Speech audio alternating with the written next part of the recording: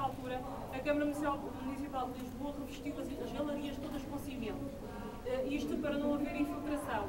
Se essa medida foi boa, não é? De facto, não contaminar a água que existia aqui dentro, por outro lado, impediu-nos agora de ver o sistema construtivo, os materiais utilizados na construção das galerias romanas. E então fizemos esta picagem de parede, tem que ser uma picagem manual, como é óbvio, e mesmo não sendo aquela, vocês conseguem ver que há aqui sistemas construtivos diferentes.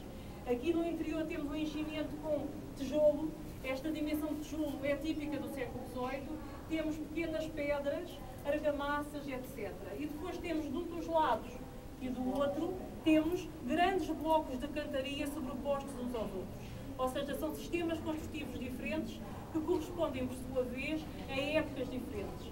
Podemos dizer que este enchimento é do século XVIII, da altura da reconstrução do Marquês de Pombal, mas que estes blocos são anteriores, já aqui estavam. E, por outro lado, esta galeria também não coincide muito bem com estas pedras, ou seja, não encaixam muito bem.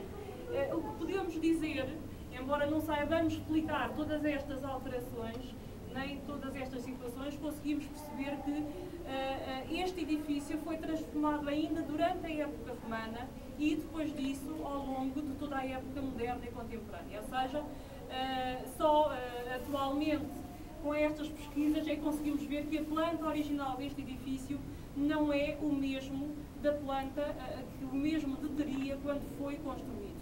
E ele foi construído nos inícios do século I, ou primeira metade do século I, por estas questões técnicas que eu vos falei, entre elas pelo facto de ser utilizado de forma sistemática um óbus caimentício e ser usado um cimbre de molde.